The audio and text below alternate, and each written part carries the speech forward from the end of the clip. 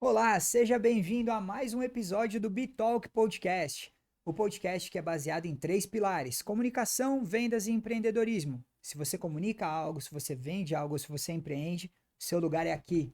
Eu sou Marcelo Bento e hoje tenho muito orgulho de entrevistar essa mulher forte que ajuda muitas pessoas com o seu trabalho.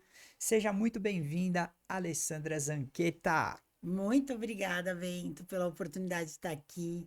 Uma satisfação enorme. Demorou, mas a gente Deu conseguiu. certo, é isso aí. Ale, Exatamente. fala um pouquinho pra gente começar. Quem que é a Alessandra? Se apresente, por favor, faça as honras. Lógico. Então, eu sou de uma família grande, tenho 7 irmãos. Opa! Exato. Tenho uma base muito forte de família que nunca teve medo de nada, teve muitas dificuldades, mas a gente superou todas elas e acho que a gente se reinventa. Uhum, muito bem. Ale, hoje, eu até não falei isso no início, ponto primeiro aí no início do podcast, mas você trabalha com OPME, certo? Sim.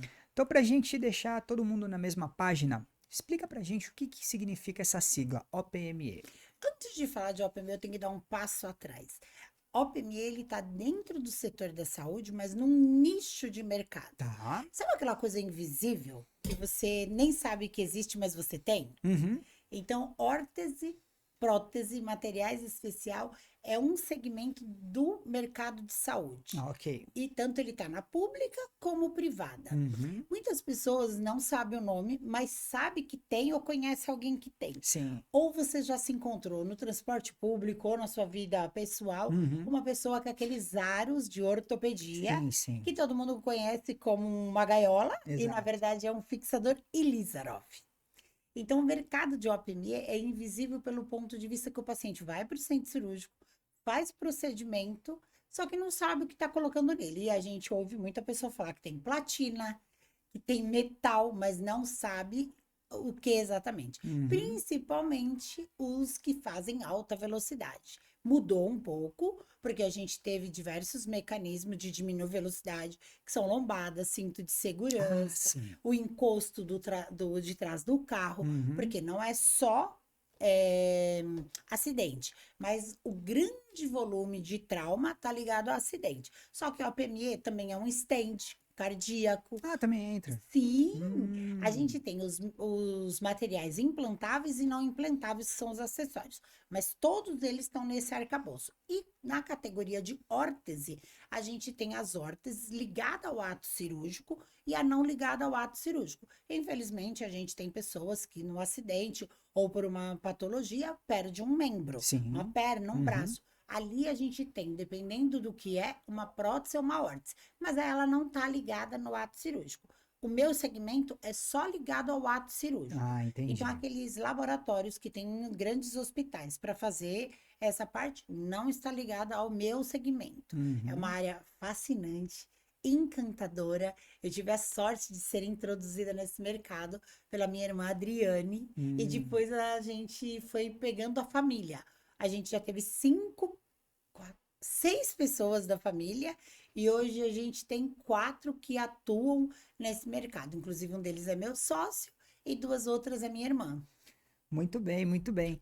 E conta pra gente agora que você já sintetizou o que que é o PME, agora ficou muito claro. Inclusive, eu vou fazer um parênteses aqui. Lógico. Eu flertei em ser um paciente que ia utilizar uma vez algo de OPME. Eu tomei um tombo de skate, Uau, machuquei a mão. Tanto que eu certo? lembro que quando eu cheguei no hospital, o ortopedista falou. A hora que eu entrei na sala, ele falou: moto ou skate? Na hora foi a pergunta dele. Pelo tipo de fratura. Exato. Aí ele olhou e ele falou: se eu tivesse quebrado um pouquinho mais pro lado, podia ser que eu precisasse de uma Placa. placa aqui, exatamente na minha mão de titânio, Uhum. na época, salvo engano, é Sim, isso, é né? isso, Mas exato. ele falou: como onde você luxou era uma parte mais irrigada do seu osso, vai repor, reconstituir, e Ótimo. aí deu tudo certo, Você acabei era não jovem precisando. também? É, já tem um tempinho isso. Tá. Tem um bom tempo já.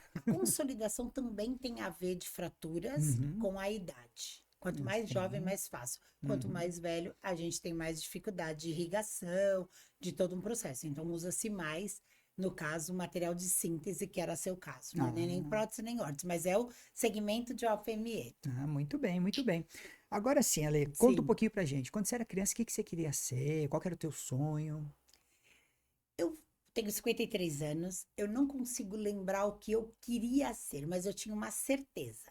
Eu sabia que eu queria vencer na vida. Uhum.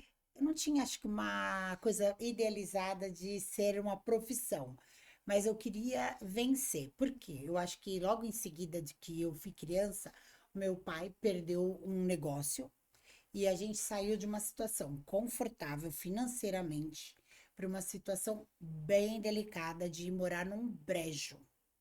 Um brejo é uma comunidade, mas Uhum. do lado de um riacho. Sim. Então aquilo me deixava tão desconfortável por eu saber que meu pai e minha mãe vinham de uma situação totalmente diferente e que ele tinha passado aquilo por uma pessoa que tinha passado uma rasteira nele. Uhum. Meu pai é um homem falecido, mas extremamente de princípios. Todos nós, 6 filhos, fomos criados de que o que não é seu, não é seu nunca. Não importa se é 1 milhão ou um milho, uma laranja. Então a gente teve muito princípio. Meu pai gostava muito de falar para nós 6, meu irmão ainda não era tão presente, né, porque ele é Uhum. mais novo, que o maior privilégio dele era dormir com a cabeça tranquila. Então eu não tinha uma profissão, mas eu tinha uma certeza absoluta de que eu não queria ficar naquela condição. Uhum. Então, assim, eu não lembro o que eu queria ser, mas eu tinha certeza que eu queria vencer e com detalhe, jamais passar a perna em ninguém. Muito bem. E deu certo, hein? Muito. E Ale, fala uma coisa, como é que surgiu essa mulher de negócios? Eu acho que foi acontecendo naturalmente. Uhum. Eu sabia que também eu tinha um trauma de infância. Meu pai era muito assertivo. Quando eu era pequena, cheguei no primeiro dia de escola, vim debaixo do braço com uma cartilha chamada Caminho Suave. E eu cheguei da escola animadíssima e falei pro meu pai, na minha inocência, que eu já sabia ler no primeiro dia de escola.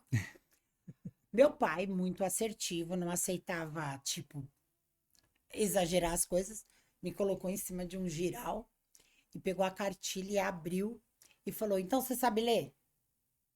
Com 7 anos. Aí eu disse: Sei. Ele fez eu ler a cartilha. Eu não sabia ler a cartilha. Aquele dia eu decidi que para eu não passar mais por aquilo, eu precisava estudar. E que estudar ia fazer eu conquistar um mundo melhor. Então eu sabia que o caminho era você. Eu não discordo das minhas irmãs, de quem quer ficar numa posição de colaborador. Mas eu queria ocupar outros espaços para mostrar para essas pessoas que, mesmo se elas errassem, eu não ia ter aquela postura do meu pai. Uhum. Ele nem sabia o que ele estava fazendo, sem dúvida. Eu só vim entender isso muito mais velha. Mas eu tenho uma mania ou uma coisa inconsciente que eu venho tratando com meu psicólogo e meu psiquiatra, que eu quero continuar estudando. Meu pai nem está aqui, mas eu fui a primeira a me formar na faculdade, de 6 irmãs naquela época. Uhum. Eu queria provar para ele que eu sabia agora ler muito mais. Mas hoje eu vejo que ele não tinha esse conhecimento e não soube que aquilo me marcou profundamente. Uhum. É algo que me toca até hoje. Muito bem. Ale, tem uma frase que eu vou ler aqui e eu quero Certo? que você comente. Aham, Ela é sobre comunicação e reciprocidade. certo. Se não verbalizarmos, o outro não é obrigado a entender. Mas mesmo verbalizando, pode vir um não, Sem dúvida. né? Como que você enxerga isso, agora pensando no mundo dos negócios? Eu aprendi a lidar com o não. Porque eu sou muito, quem me conhece bastante, sabe que eu tenho uma mania de ser um pouco autoritária. Venho lidando nisso. Eu tinha muita resistência em ouvir um não. Mas eu adoro falar um não. Uhum. Então, no mundo dos negócios, é sábio você saber interpretar a hora de falar não e de ouvir um não também. E Uhum. no mundo dos negócios, mais ainda. Porque nem tudo é possível naquele momento, naquela hora, ou você não está preparada. Em vários momentos da minha carreira profissional, eu achava que eu estava madura para crescer profissionalmente. E eu venho de uma área majoritariamente masculina. Sim. E eu achava que, porque ele não eu. Agora, com mais maturidade na minha área profissional, eu vejo que eu não estava tão bem preparada. Então, meu mentor, um dos meus mentores, que era o Fernando Mendes Silva, que realmente, se ele estiver ouvindo, ele sabe que eu aprendi muito com ele. e uma outra mulher que é a Elizabeth Peer. Os dois me ensinaram muito a lidar com essa, não é sua hora ainda. Um passo para trás é muitas vezes vários para frente. Então, Uhum. essa no mundo corporativo, a gente tem que ter maturidade para entender a hora de você avançar e o não significa que eles não querem o seu melhor, mas sim que você não está preparada para isso. Muito bem, muito bem. Você tocou num ponto muito interessante. Há 20, 25 anos atrás, vamos pensar 25, né? Perto do ano Uhum, 2000 ali, o mundo era outro, sem né? dúvida. Mudou muita coisa nesse tempo, passamos a pandemia, a gente vai entrar nisso daqui a pouco. Uhum. Mas como que você via uma gestora há 20, 25 anos atrás e o que que mudou? O que você acha que mudou do começo dos anos 2000 para cá? Nossa, mudou muita coisa. Acho que a gente hoje se preocupa como gestor e como pessoas e deve se preocupar cada vez mais com Uhum, saúde mental, o ambiente do trabalho, o ser saudável. Eu não tinha essa consciência. Eu já estava começando a entrar no meu segmento de sair de uma posição de vendedora que eu comecei uhum, para ocupar um cargo de coordenadora e eu não tinha essa mentalidade de saúde mental. Eu era muito impositiva. Hoje eu trabalho muito isso em mim. Eu era imediatista. Como para mim é tranquilo fazer 4, 5, 6 tarefas simultaneamente, eu achava que todo mundo tinha que ter a velocidade que eu tinha, uhum. senso de urgência. E eu fui por muitos anos uma pessoa que abri mão da minha vida pessoal para eu me dedicar à vida profissional. Hoje eu vejo que não foi saudável. Uhum. Digo para você que estiver vendo isso, que você está caminhando na jornada do crescimento profissional como gestora, trabalhando com a equipe, o equilíbrio é a parte crucial do negócio. Sem dúvida. Hoje eu tiro tempo para me cuidar. Foi duro fazer isso. É uma questão de aprendizado. Eu precisei passar por problemas de saúde Nossa. para dar um passo para trás e ver que eu precisava olhar para dentro de mim. Uhum. Então, hoje, de 25 anos para cá, eu enxergo que o gestor que não enxergar a equipe dentro do contexto da saúde mental, possivelmente ele vai ter um turnover muito maior dentro da corporação e do time dele do que aquele que se preocupa com saúde mental. E eu não estou falando só de remuneração financeira, não. É Uhum. importante? Sim, Sem sombra de dúvida. claro. Mas muitos colaboradores hoje estão procurando um ambiente saudável e a parte econômica faz parte do processo. Uhum. Agora, o que adianta você ganhar rios de dinheiro como eu ganhei e chegar exausta e não querer passear, não querer dar atenção pro seu marido? Eu, por opção, nunca quis ter filho, porque aquilo que você perguntou, como que eu me enxergava como uma executiva. E na Uhum. minha cabeça, eu achava que filho me atrapalhava. Ponto. E Uhum. eu tinha achado a união perfeita. O marido, que já tinha 3 filhos. Então ele, olha como a gente é Veio o louca. pacote completo na tua cabeça ali, né? Eu nem pensei em mim, eu pensei assim, ele não vai querer que eu tenha filhos. Uhum. Conversei uma vez com ele, logo no começo do namoro, e ele disse: Não, se você não quer, por mim tá ótimo. E não pensei que hoje eu tenho uma cachorra que eu trato como filha, quem me conhece, que não tem nada a ver, mas pra mim tem. Sim, claro. E hoje eu Você tem sinto o assim: laço com ela e tá tudo Nossa, bem, meu teu Deus, isso é pet. a minha vida. Hoje eu penso assim: Acho que eu deveria ter tido um filho e ele não teria atrapalhado a minha carreira profissional. Uhum. Mas é tudo com maturidade. Sim. E, Ale, uma outra pergunta que você mencionou, um termo muito importante aí.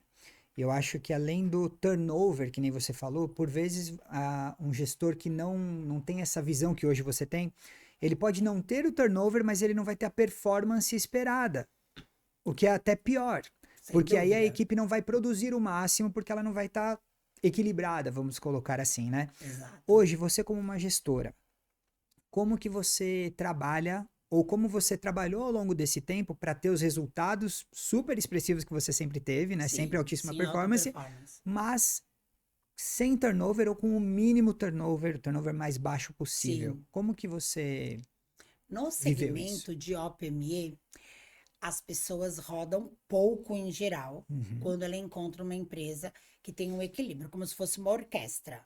Todo mundo ali tem um papel relevante. uhum, E na OPME também é isso. Eu tenho cirurgiões que vão mais com o perfil do Bento, Tem os cirurgiões que vão mais com o perfil da Alessandra Zanqueta, tem outros que vão como a Cir e outras pessoas do mercado. E um líder em OPME até hoje é aquele que identifica que na sua equipe precisa ter um mix de pessoas que se completam e é aquele que agrega. Não aquele que deixa você vir trabalhar todos os dias com aquela sensação de que você é o teu último dia, que você não sabe o que vai acontecer. Então, o turnover também está ligado com a saúde mental, mas não só do colaborador, do ambiente que ele está. Por exemplo, eu trabalhei muitos anos numa única empresa e uma coisa que não tinha, e hoje eu como consultora, uma das minhas funções, eu me deparo nas empresas, é muito ruído na comunicação. E outra coisa que acontece é é feio falar isso, inveja, né? Mas acontece no mundo corporativo. Uhum. Eu queria o seu lugar, eu queria o seu cliente, eu queria estar na sua posição. E na onde eu estava por muitos anos, um torcia pela felicidade do outro, pela conquista do outro. E hoje isso dentro do mundo corporativo, quando ainda existe, muda o cenário. E Sim. muito disso tem a ver com a liderança ou com as lideranças, porque eu trabalhava no segmento muitos anos de vendas. Eu saí de vendas, fui para o mundo de diretoria de marketing, que está debaixo de um guarda-chuva de produto. Sim.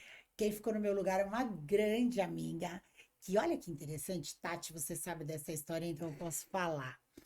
Um vendedor na época, ele tinha muita performance complexa. Ele não performava na sua totalidade. E ele dizia: a culpa de não performar é a Tatiana, que cuidava de um determinado hospital e não deixava ele vender. Uhum. Eu e o meu mentor, Fernando, estamos lá num congresso e ele disse assim: vamos resolver o problema da equipe desse hospital.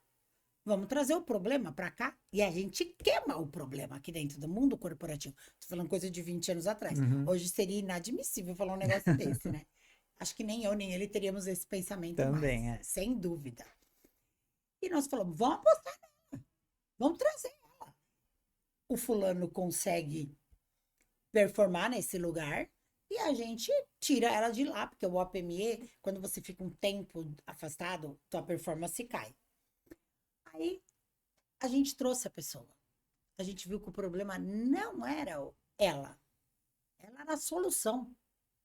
Ela era altíssima performance. Ela não tinha tempo ruim, ela trabalhava, ela tinha espírito de equipe, ela não reclamava de nada. Então, também cabe a nós estar de olho no mercado, tirar as laranjas podres Sim. que existem. Uhum. Isso é uma tarefa dificílima de líder, Uhum. identificar talentos e também tirar. Sim. Aquilo que você falou do não, cabe também a você mexer na equipe. E não é, por vezes não é fácil, né? Nem um pouco. Principalmente por ele ser um dos primeiros colaboradores dessa área, Uhum. ter uma fama de que era perfeito. E quando a gente trouxe ela, ela virou meu braço direito. E quando eu tive que crescer, quem ficou no meu lugar? Ela. Não ele, Olha que isso. já estava há mais tempo. Uhum. Então, outra coisa que liderança tem muita dificuldade, Bento, é enxergar que você precisa trabalhar com os melhores. Sim. Sabe como a gente cresce? Quando a gente traz para a equipe os melhores. Os melhores não podem te assustar. Ao contrário. Então, essa pessoa, ela hoje é uma executiva de altíssima performance. Nem eu nem ela estamos mais nessa empresa, que é uma das líderes do mercado. Ela traçou uma carreira brilhante também. Hoje ela é líder de uma equipe de altíssima performance. E ele continua naquela situação mediana, porque era o perfil dele. Uhum. Tem gente que veio para liderar e tem gente que vai ser a vida inteira para ser liderado. Sim. E tá tudo bem também. Uhum. Cabe a nós identificar e valorizar esses talentos, Sim. né? Então a minha carreira profissional foi também muito aprendizado para identificar talentos, para tirar quem não era talentos. E hoje, como consultora, quando eu chego numa empresa para presenciar ou analisar um perfil presencialmente, eu lembro de toda essa bagagem que eu tive por muitos anos para hoje colocar isso em prática com as minhas melhorias, porque eu melhoro todos os dias. Ah, sim, sem dúvida, né? Exato. Zanqueta, fala uma coisa. Diga. Agora eu vou te fazer algumas perguntas do trabalho de vender, né, da comercialização do OPME versus a indústria farmacêutica, Aí eu versus amo um vender, representante. sabia? Vamos lá, sim, deu para perceber. Eu sou apaixonada por vendas. Hoje, minha principal função é auditoria em serviços de saúde, mas eu Uhum, vendo meus serviços, eu vendo a sim. Alessandra, Uhum. mas eu vou ser vendedora pro resto da vida. Assim, todo A mundo, gente a se gente, vende, né? uhum, exato, é isso que fala, todo mundo vende. É, eu sempre tive Mesmo, orgulho disso, exatamente, mesmo que a gente fala dentro de uma empresa, quem não trabalha com vendas, trabalha para vendas. Isso não é uma sem dúvida. submissão. Eu sempre faço analogia, Pelo eu contrário, sempre faço analogia da Fórmula 1, porque eu gosto de Fórmula 1. sim, O piloto tá lá e ele é o cara. Mas se ele não tiver toda a equipe por trás analisando cada detalhe para ter a melhor performance que a gente está falando, exato. ele não vai chegar. E já é um grupo extremamente seleto lá. Sem Então, dúvida. assim, é isso. Todo mundo. Altíssima performance e ali não dá para ser mediano. Exato, não existe. Mesmo, É. né? A indústria farmacêutica e a OPME Diga. mudou um pouco, mas o grande desejo do passado era os vendedores propagandistas da indústria farmacêutica migrar para o segmento de OPME. Por que Uhum, um deles? Os ganhos de quem trabalhava no segmento de OPME era muito maior. E também tinha uma agenda um pouco mais flexível. A agenda flexível ainda continua, mas muito propagandista se decepcionou quando veio se deparar com o mercado de OPME. Por quê? por A quê? gente tem duas características muito distintas, apesar dos dois visitarem cirurgiões. O propagandista, ele tem uma carreira de CLT e Sim. alguns tipos de segurança que quem tem essa mentalidade acha que isso traz mais recursos financeiros, que é o CLT, que é o carro, que é o notebook, que é o telefone, e Uhum, tem essa estabilidade. O vendedor de OPME até hoje, e olha que eu tô falando de coisa de quando eu comecei em 1987, ele não é CLT, uhum, ele é PJ, tá. ele não tem carro de nenhuma empresa de OPME, ele não tem notebook, ele não tem. Algumas dão celular, mas muito raro também. Uhum. Então, os mercados se diferem nisso, mas a função é a mesma. Agora, o nível de Por exemplo, graduação é é isso que eu ia te diferente. perguntar. Isso. O A que que é indústria. exigido? Exato. A indústria de propaganda, desde o passado até hoje, exige que esse colaborador seja formado em faculdade, tenha mais de um idioma, conheça muitos termos técnicos. Uhum, Mas o mercado de OPME caminhou para o mesmo. Antes, o mercado de OPME era basicamente só relacionamento. Eu tinha um bom relacionamento, conseguia desempenhar o papel, eu vendia para esse cirurgião. O mercado foi altamente vindo para um mecanismo de regulação, porque a saúde suplementar, que é os planos de saúde tão famosos, regulamentou muito. Então não sim. basta mais só eu ter relacionamento com o cirurgião. Continua sendo crucial, sem sombra de dúvida, mas eu preciso ter a comunicação e o conhecimento e a Sim. aproximação com o cirurgião, mas hoje a venda se tornou muito mais técnica. Uhum. Técnica no ponto de vista dos materiais, que eu preciso conhecer as características dele, técnica no sentido de que eu preciso vender para grandes conglomerados, que são as operadoras de saúde que se Uhum. conglomeraram muito, e os grandes centros de hospitais que também formaram isso. Então, hoje o vendedor de OPM está muito parecido no sentido de técnica, de precisão com o propagandista. Mas o propagandista ele tem uma flexibilidade menor, tem uma cobrança diferente Uhum. e o vendedor de OPM ele tem que trazer resultado.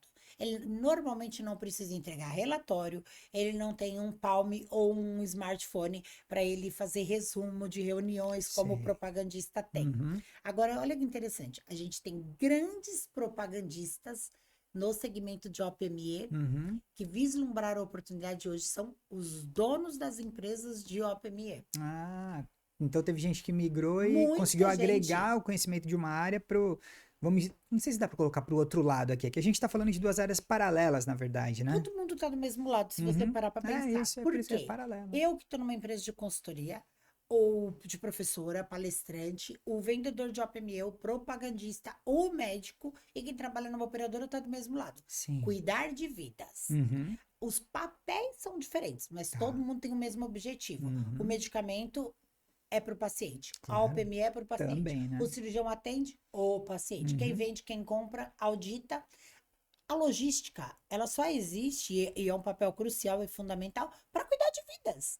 Uhum. Todo mundo acorda e levanta pensando assim: eu estou separando o material, eu estou vendendo o material para cuidar de vidas. Exatamente. Sempre aquela coisa, para quando for deitar a cabeça do travesseiro em paz, que nem o seu pai falava, você falar, meu, Exatamente. hoje eu ajudei uma pessoa. Quem? Eu não tenho a mínima ideia de quem é, Não porque tem. foi lá na ponta, lá na frente, mas você ajudou Exato. alguém, né? Mas amanhã ou depois pode ser quem? Eu, você, tua Exatamente, família. exato, é isso Então isso é mesmo. muito bacana de se ver. Legal. Zanqueta, em relação à estrutura de uma empresa, uma indústria farmacêutica que a gente sabe que é Ah, extremamente complexa, gigantesca. como que é a estrutura de uma empresa de OPME? Eu sei Tem que também tem vários níveis, mas assim, isso. basicamente, como que é? Tem os três segmentos. Tem as multinacionais, que vieram de fora, Uhum, e são muito grandes aqui. A gente tem grandes corporações que são brasileiras e estão estruturadas num mercado gigantesco. A gente tem o médio distribuidor, a gente tem o pequenininho distribuidor, que é aquele que teve coragem. Porque hoje eu falo, gente, você que é distribuidor, está empreendendo nesse momento, é muito corajoso. Eu nunca fui corajosa já fui convidada milhares de vezes para ter uma sim. distribuição. Nunca tive, já tive desejo, já tive vontade, mas me faltou aquele a mais, igual eu montei a empresa que o Pedro me estimou, não sei o que me faltou, mas hoje tem que ter muita coragem. A estrutura é altamente também regulamentada pela Anvisa, Uhum, assim como a indústria farmacêutica tem várias fases para um registro de produto, mecanismos de dentro da estrutura, o OPME a mesma coisa, tem que ter lá dentro um técnico todo dia. Se você trabalhar em 3 turnos, que tem alguns distribuidores que atendem sim, porta, sim. tem 3 turnos, tem que ter o RT, que é o responsável técnico. Técnico, Então, é um mercado altamente regulamentado, porque é aquilo que a gente falou, é cuidar de vidas. Imagina, não pode ter falhas no processo, exato. não pode ter falha em nada. Você vai estar separando o material para a vida de novo? Uhum. E Zanqueta, como que é hoje o dia a dia? Quem decide qual produto que vai utilizar, quem paga, quem que usa, como que é essa dinâmica? Que pergunta interessante. Na verdade, quem paga são as operadoras de saúde que têm uma Uhum, relação de consumo com o paciente, que é o beneficiário de plano de saúde. Então, se você parar assim, quem paga é a operadora, mas ela paga com o dinheiro do contribuinte, que é um sim. beneficiário Uhum, mensalmente. O sistema de pagamento é mutuário.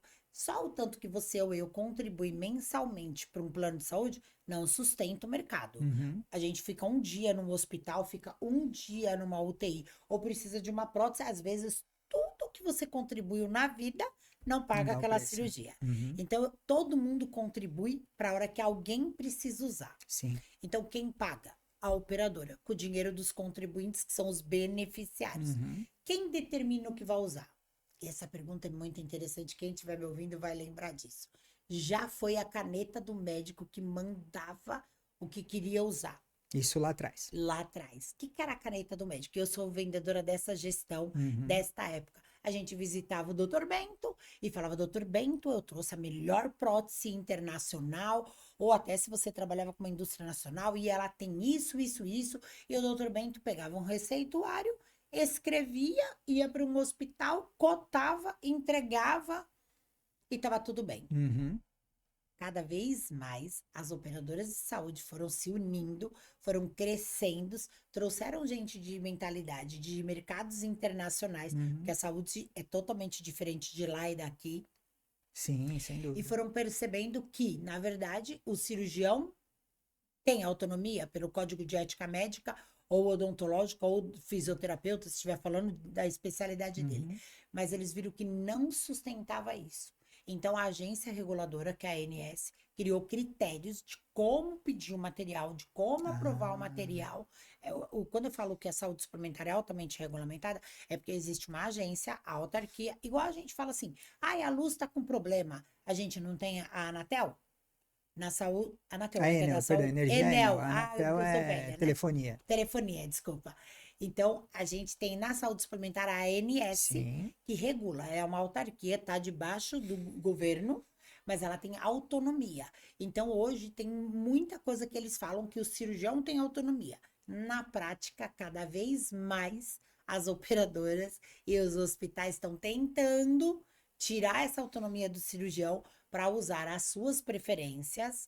E aí cabe ao vendedor que volta em gestão, volta em vendas, que hoje conhece essa legislação para, doutor, olha, não é bem assim, não é porque é caneca. Então, se o senhor pedir o meu produto da forma correta, o senhor vai ver que o hospital e a operadora não pode aprovar para o cirurgião, seu paciente, as preferências dele. Todo mundo consegue? Não. Não. Por isso que entra naquilo que é tão crucial: capacitação, conhecimento do mercado, e não basta mais ter o relacionamento. Vai ter que ter um conjunto para você conseguir vender seus produtos.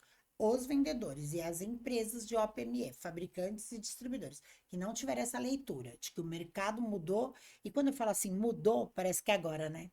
Não. Não. A lei de planos de saúde, que mudou toda essa sistemática de como vender, de como fabricar, de como aprovar, ela existe desde 1998. Ela entrou em validade 1 de janeiro de 1999. Então, a gente está falando de um mercado super regulamentado. O que aconteceu? Com as grandes corporações, começaram a colocar em prática. Quem usa? O paciente. Quem decide o melhor tratamento? O cirurgião. Quem paga? A operadora de saúde, para o prestador hospital, e o beneficiário fica com o OPME.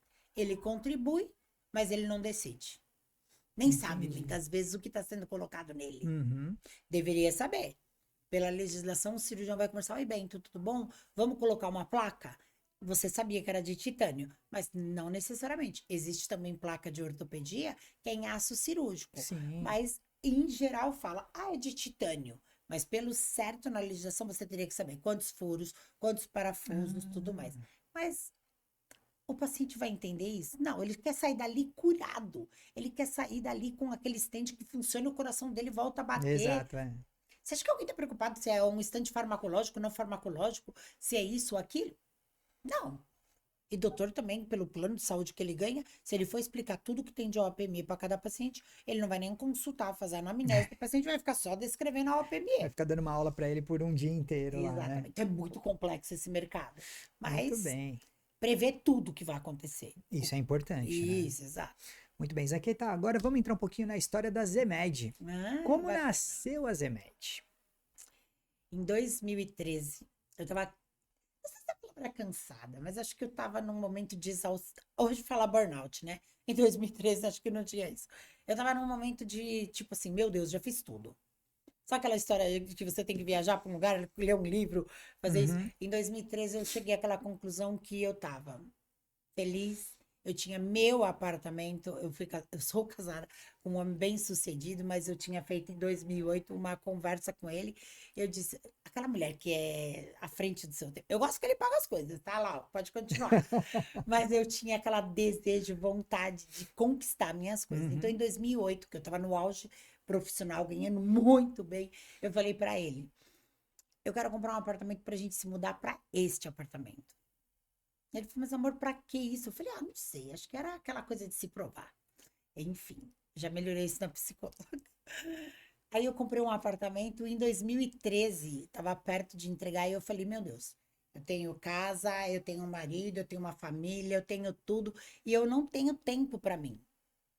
Então eu acho que eu vou me cuidar, vou sair desse mercado, vou, tipo, viver do nada, vou me dedicar a uma obra social que eu já era envolvida. Eu amo fazer meu trabalho de voluntariado, que eu tô. Aí eu pensei, não, vou sair desse mundo de OPME, de exaustão. É uma área que cansa muito mentalmente, tá? Você não sabe o que é dormir, não sabe nada. Então, em 2013, cheguei pro meu mentor, Fernando, e falei para ele, olha, Fernando, quero sair. Você vai para algum concorrente? Porque eu era já uma posição muito estratégica, eu tinha cuidado de 14 anos da América, 14 anos do Brasil, 3 anos de expansão na América Latina, já tinha ocupado dentro da empresa diversos cargos, então uma preocupação dele era assim, É natural, né? você vai para algum lugar? Eu disse, não, fique tranquilo. Eu quero realmente ir para casa. Inclusive, eu falei para ele, eu vou ficar um mês viajando, não sabia ainda com quem, falei para ele que era com a minha mãe, porque desde quando eu comecei a ganhar dinheiro, eu conversei um dia com a minha mãe, eu vou voltar aí na minha Zemed. Eu conversei com a minha mãe, mãe, toda vez que eu puder te levar para um congresso, e não for atrapalhar meu trabalho, eu vou te levar. E toda vez que eu tiver uma vez por ano um tempo, eu vou te levar para uma viagem para a gente desbravar o mundo. Meu Uhum. marido muito ocupado, nem sempre ele conseguia me acompanhar, então eu prometi isso para minha mãe, tudo sentado, conversado, para não ficar ruído na relação. Sim, Por isso que a claro. gente está tanto tempo junto. Uhum. E dito e feito, eu fui fazendo isso. Então eu falei para ele, não, eu vou viajar com a minha mãe. Enfim, saí, fiz aquela carta de e-mail corporativo, né? Agradecendo todo mundo, a jornada, tal, tal. Simplesmente meu e-mail vazou pro mercado. Nem deu tempo de eu chegar em casa, uma empresária me fez uma ligação e disse: Não, chega de ser empregada dos outros, vem trabalhar comigo. Eu disse: Não, eu vou viajar. Não quero conversar com ninguém. Mas ela comigo. Aí eu fiquei, tipo, tentada, porque eu sou uma mulher de desbravar novos mercados. Mas viajei, fui para Miami e tal, Uhum. fiquei lá. Mas ainda ficava as ligações de assédio. Voltei, depois de um tempo, não fiquei um mês, acho que eu fiquei, tipo, 15, 20 dias, e choveu propostas e oportunidades e tal. Aí meu marido falou: Olha, para ser empresário, você tem que comer 1 quilo de sal primeiro. Tem certeza que é isso que você quer? Aí o escritório dele me orientou a não fazer um contrato de fato de sócia, e sim de um projeto, quase que de uma consultoria. E se desse certo, eu tinha preferência, íamos virar sócia. Uhum. Não deu. Não Não deu porque deu. mesmo em 2013 eu ainda pensava muito que o porquinho engorda os olhos. Como que é meu ditado? Eu sou péssima em ditado, Pedro. O Tô olho do aprendendo. dono que faz o gado engordar, não é isso? Alguma Isso. coisa assim, nessa Sou linha aí. péssima de piada. Exato. Eu tinha essa mentalidade. Uhum. Eu acho que todas as minhas graduações, meus cursos, tudo isso me mostrou que isso é uma falácia e que não é verdade. E que para você crescer e ter escala, você precisa sim Delegar. sair do operacional. Uhum. Mas naquela época eu ainda não tinha essa visão tão clara, mesmo já tendo feito várias coisas. Enfim, fui pro projeto, não deu certo. Logo em seguida, um outro empresário que eu admirava muito, que veio da indústria farmacêutica, tinha montado um conglomerado, me convidou aí sim para reestruturar uma das empresas do grupo dele. Aquilo sim me fascinou. Falei, nossa, eu vou usar todo o meu know-how para estruturar uma empresa. Nem estava sabendo que aquilo era uma consultoria, porque eu não tinha essa noção. Fiquei 11 meses lá. E quando eu saí, que a empresa ficou redonda, meu irmão caçula, que hoje é meu sócio, Pedro, ele disse: Alê, você vai ficar frustrado só cuidando de ação social em casa. Monta uma consultoria, sem compromisso, com tempo livre para você, tal, tal, tal. Aí relutei um pouco, mas ele é muito moço, mais moço que eu, né? 12 ou 13 anos, não sei agora certo. Uhum. 83 para 72, é 13, 11. 11. Eu sou ruim de matemática, hein? Enfim, criei essa média. Perdão, 9. 9? Ah, então tá. É que ele 73 com parece. 10, 83. Ah, Com então 9, tá. 83. Então é isso. Ele me foi me motivando, mostrando que eu tinha potencial para isso, para aquilo. Aí falei para ele em um certo momento: Ah, não. Só quero se você vier, porque eu não sou completa na minha visão de uma consultora. Eu sou muito Hum. boa em algumas coisas, mas eu tenho estas deficiências. E eu não sou ainda suficiente madura para acreditar em outras pessoas. Então ele disse: tá, então eu vou sair da onde eu tô, vai amadurecendo, já chamava Z-Med, Z de Zanqueta, Uhum. Med de área médica. Vai amadurecendo quando as coisas estiverem melhor andando, porque eu tenho uma condição financeira estável. O Pedro estava em crescimento profissional. Uhum. Ele não podia se dar o luxo de que se não Sim. desse certo e que se a Zemed não fosse lucrativa no começo, ele pagava as contas. Não, ele não pagava. Ele já tinha uma filha, então ele tinha que ter um pouco diferente de mim a Sim. responsabilidade. E na vida é isso até hoje. Tem que ser usado? Sem dúvida. Mas também você não pode deixar as contas atrasadas e não ter Claro, lógico. sustento. Um filho que depende de você, tá na escola, enfim. E aí a Zemed foi começando a tomar um rumo, mas teve muita decepção. Porque na minha cabeça, quando eu montei a Zemed, quem ia valorizar a Zemed era aquele mercado que eu conhecia. Os amigos, os empresários, os distribuidores, os E fabricantes. na prática, como foi? Zero. Não. Não foram E eles. quem passou a enxergar a Zemed? Alguém que eu nunca pensei que ia me enxergar, que são as operadoras de saúde. Olha. E assim foi por muito tempo. A Zemed está fazendo 11 anos este ano e demorou para esse mercado de distribuição me enxergar. Aí eu tinha um problema no mercado de operadora de saúde. Eu ia para um curso ou dar um treinamento e a pessoa falava assim: tira da testa o nome da tua empresa, tira esse ar de distribuidora. Aí eu pensei, cara, eu adoro estudar. O que que eu vou fazer? Eu vou estudar o que eles estudam, porque eu estava dando curso para auditoria de enfermagem e auditoria médica. Só um Auditoria parênteses, médica. perdão, né? De novo, a gente volta na tua história da tua vida lá de trás, pequenininha, quando a cartilha com seu pai aos 7 anos. Olha Exato. você estudando aqui de novo, hein? Sim, e eu Fecha o parênteses. já tinha faculdade, já tinha pós-graduação, mas em Sim. 2017 eu enxerguei que eu precisava sentar na cadeira presencialmente Uhum. e ouvir o que eles estudam. Então eu fui fazer duas pós-graduação simultaneamente. Nossa. Uma era para entender o que o administrador hospitalar queria de mim. E o outro era o que o auditor de enfermagem e auditor médico precisava do meu know-how. Uhum. Então, eu vou fazer auditorias de serviços em saúde. Era super cansativo, era sexta, sábado, e o outro era também 2 dias à noite. Enfim, fui enxergando o que eu precisava mudar na minha linguagem, na minha estrutura, e fui conquistando. Quando eu vi que eu já estava madura, eu falei, Pedro, sai e vem para cá. A gente tem um mercado enorme em operadoras de saúde para desbravar. E Uhum. assim por muito tempo. E ainda digo mais: as operadoras que deram mais importância para o meu mercado, para o meu conhecimento do Pedro, não foi São Paulo, porque Santos de Casa não faz milagre. Dito e feito. Uhum. Quem me valorizava mais ainda era o Rio de Janeiro. Então a gente fazia ponte aérea muito constante. O segundo outro mercado era de alta gestão, que era Brasília. Então a gente viajava. E os cursos eram presencial. Isso 2017, 2018, 2019. Aí a pergunta que eu ia fazer para você: e a pandemia impactou no seu negócio? Meu Deus do céu. Pensa numa pessoa que já tinha se reinventado, agora ela tinha que ou se reinventar ou fechar as portas. E como foi?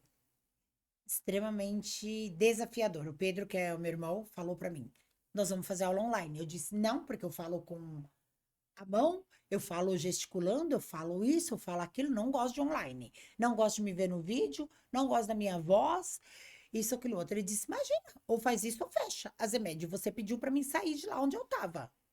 Eu não tenho a vida ganha que nem você. E aí, e muitos cursos dependiam da nossa somatória, da nossa experiência. Uhum. Esse tempo a gente não fazia praticamente consultoria, a gente só dava aula. Ah, sim. O Por quê? negócio migrou para isso. Isso, porque a operadora não queria ainda a minha consultoria. Ela queria meu conhecimento em capacitação. Uhum. Tanto a PJ como a pessoa física, ou o colaborador. Então, na pandemia, meu Deus, a Zemed cresceu, eu acho que umas 20 vezes. Nossa. Eu não tinha dia da semana para aula que não fosse online. As pessoas estavam em casa, sem o que fazer. Ela falou: meu Deus, é minha hora de capacitar. Exato, todo mundo fez isso. De novo, na analogia com a Fórmula 1, todo mundo foi pro boxe, Exatamente. né? Eu cresci muito. Abriu uma grande oportunidade de eu começar a fazer consultoria, porque aí viram que o que eu sabia ministrar de aula tinha oportunidade para consultoria.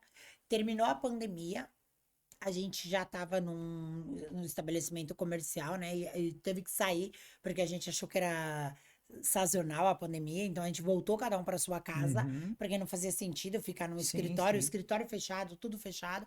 A gente voltou depois da pandemia.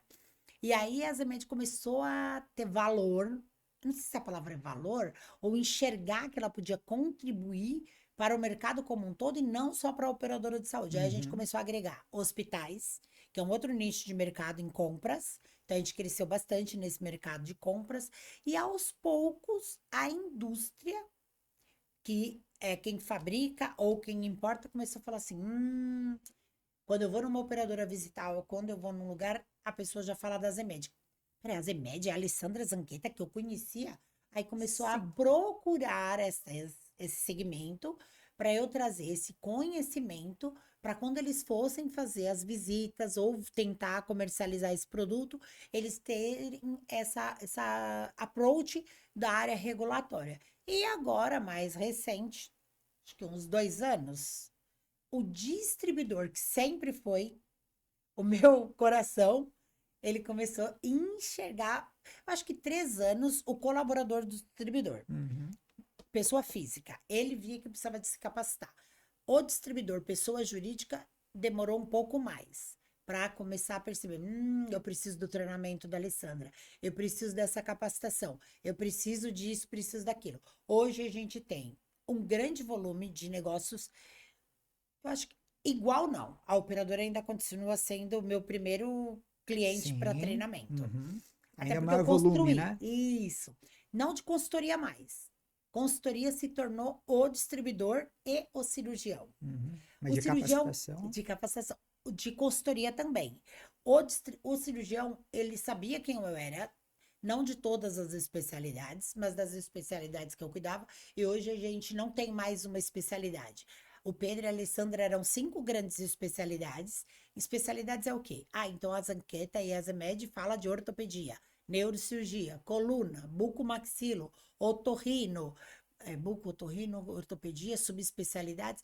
Hoje, a Zemed, de alguns anos, sei lá, uns 4 anos, 3 anos para cá, ela não tem só estas especialidades, porque o que a gente faz é replicável para qualquer Uhum. especialidade. Então, eu falo de legislação para qualquer especialidade. Eu falo de mecanismos de regulação para qualquer especialidade. Consultoria de pedido para qualquer especialidade. Então, meu leque também abriu muito.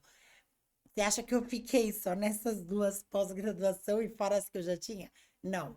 Hoje eu tenho, acho que somando entre MBA, pós-graduação e a minha faculdade, acho que eu contei da última vez era 9, mas agora eu tô esperando mais 2 Meu títulos, Deus. porque agora eu preciso do meu histórico escolar, que eu vou ter que ir lá em Santo André buscar, porque eu não sei agora essas 2 pós, um MBA e outra pós. Elas querem meu histórico escolar. Então eu tô Uhum. eu tenho o título, mas não tenho o diploma em mãos. Meu irmão, Pedro, também é super estudioso, absurdamente. Depois de velho, eu brinco com ele. Não tem idade, hein, gente? Qualquer idade vale. Meu irmão tá Sim. terminando agora em junho, odontologia. Tá fazendo pós Que também em legal. auditoria, serviços de saúde. E a outra pós do Pedro, acho que é gestão pública. Porque ele Uhum. pensa, talvez, de atuar em alguma coisa área pública. Eu também tenho área privada e área pública. E ele é um inquieto. Já começou e terminou várias faculdades, parou. Essa é um pouquinho da Zemed. A gente pode ajudar o mercado de várias frentes. Uhum. E o paciente é o maior beneficiário, de novo, nessa cadeia de Zemed. Legal. Mas aqui tem uma dúvida. Você falou Lógico. que hoje atende, vamos dizer, a qualquer especialidade, porque você fala Uhum. da legislação, certo? Isso. Tem alguma especialidade que tem alguma legislação específica? Todas elas têm? Como que é isso?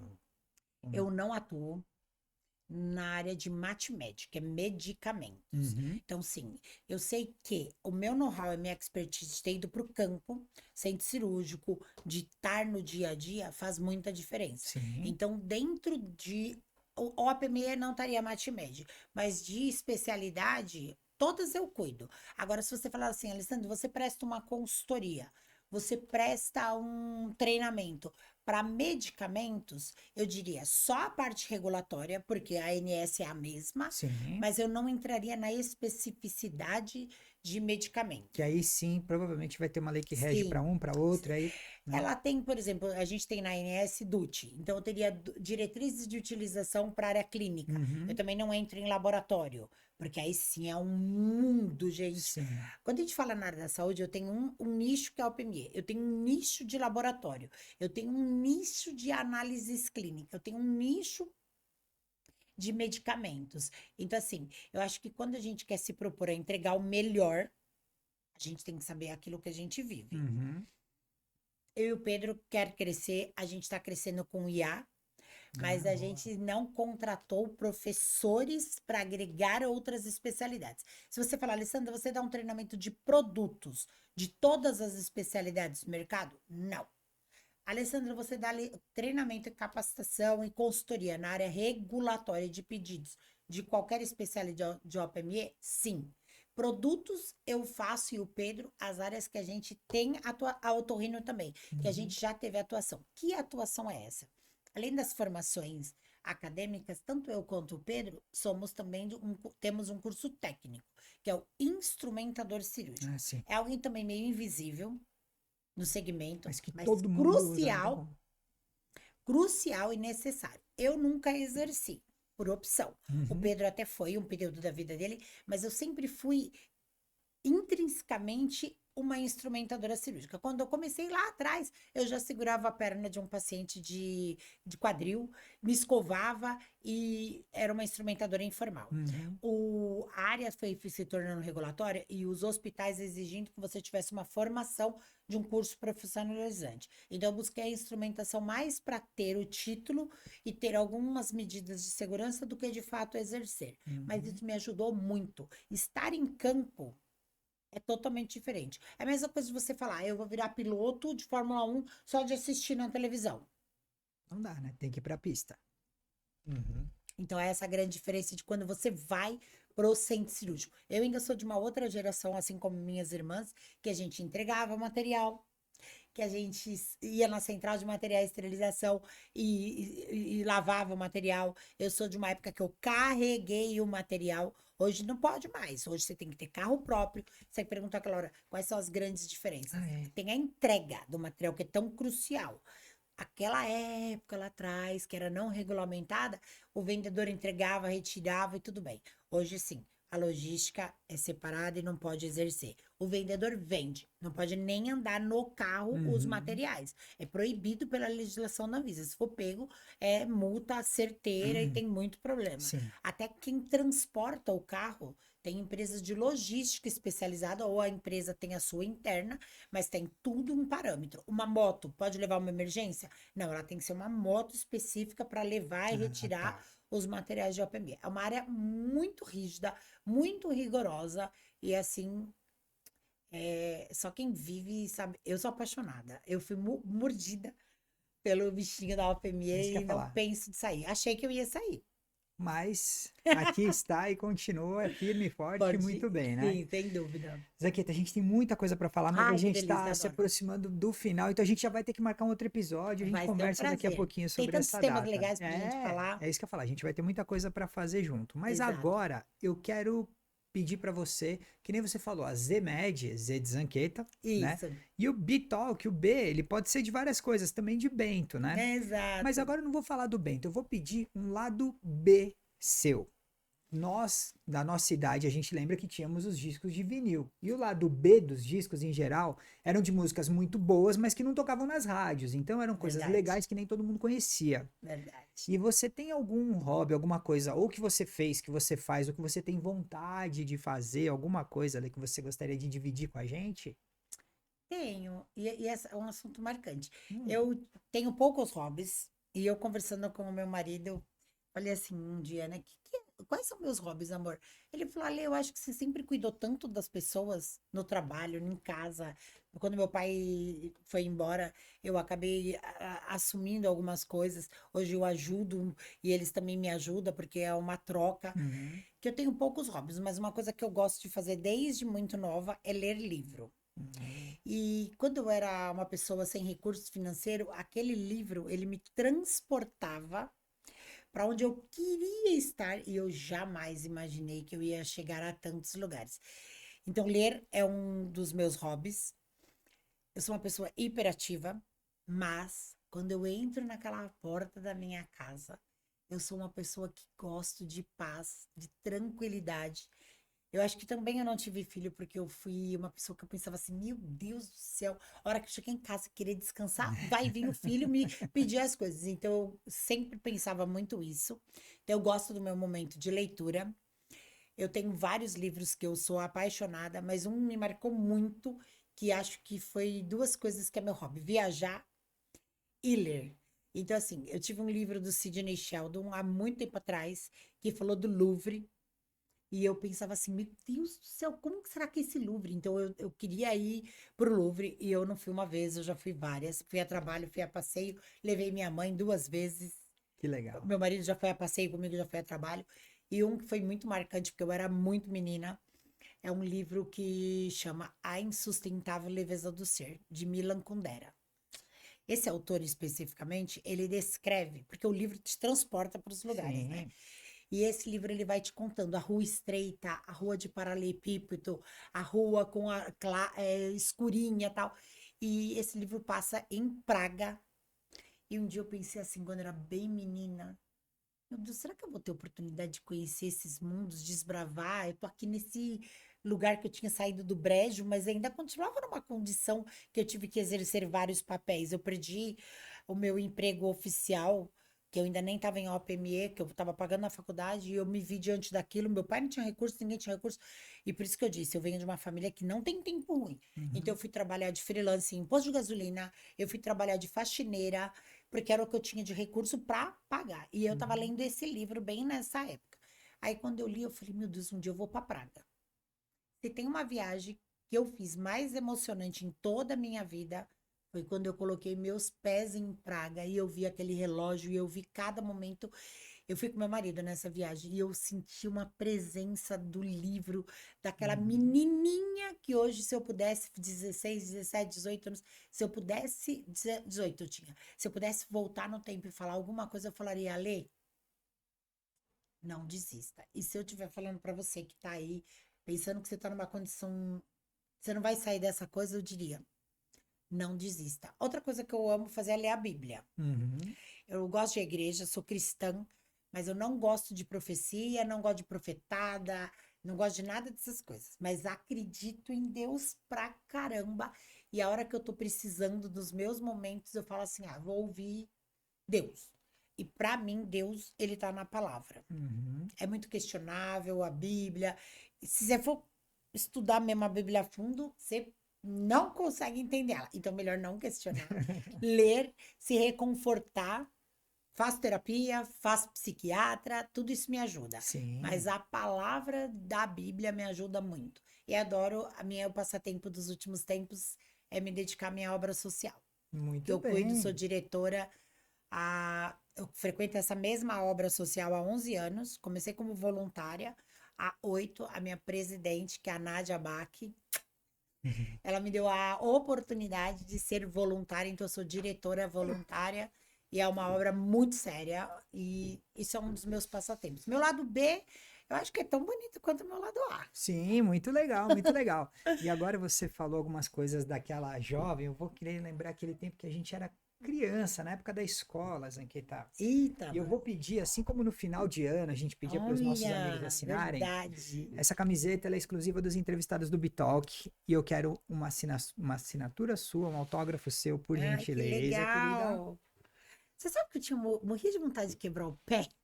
Para todo mundo assinar o gesso. Sim, Eu eu também, nunca você quebrei também, eu nada. também. Ai, vou assinar pela primeira vez Por alguma favor, faça coisa. as honras. Pode ser Deixa aqui? deve onde você quiser. Então, vou assinar meu nome, que eu tenho o maior orgulho. Ah, meu Deus, sou ruim. Ale Z, que eu acho meu Z tão bonito.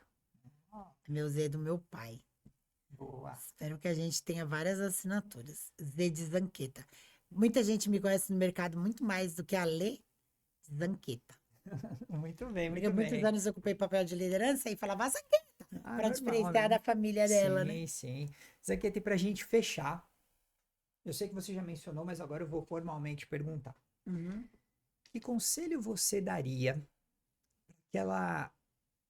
Acho que na época era a Alessandra ainda, não sei se já era Zanqueta. Lá Não. em 2000, vamos pensar assim, que Uhum. estava começando a desbravar esse mundo 26 anos atrás. Só que hoje, com toda a sua experiência, com toda a sua vivência, que conselho você daria para aquela menina lá de trás e que também cabe para quem está começando nesse mercado hoje? Sem Que dúvida. conselho você daria para essa Alessandra? Olha, vão ter muitas pedras no seu caminho. Onde você vai chegar vai depender do que você vai fazer com essa pedra. Ela pode ser a pedra para você tropeçar, ela pode ser a pedra para você construir seu castelo, ou você construir um muro que você acha problema em tudo. Eu não vejo problema em nada, eu vejo oportunidades e desafios. Então, Ale, vai ter muitas pedras no seu caminho. Saiba pegar cada uma delas e construir esse castelo que hoje você está aqui. Muito bem, muito bem, muito bem. Que bom, Zanqueta, gostei obrigado. muito. Obrigada a você pela Obrigado simpatia. pelo teu tempo, pela oportunidade, pela aula que você deu, sem Imagina, dúvida. que é A isso. gente tem muita coisa pra gente conversar. A gente ainda vai fazer mais alguns episódios aí Vai mais ser um pra prazer. frente. E você que nos acompanhou, espero que você tenha curtido, assim como a gente gostou demais esse episódio do Bitalk. Aguardamos você nos próximos episódios. Isso Vou aí. deixar aqui embaixo as redes sociais da Ah, vai Zanqueta, ser um prazer. tá bom? E até a próxima. Valeu, tchau! Tchau, tchau, gente.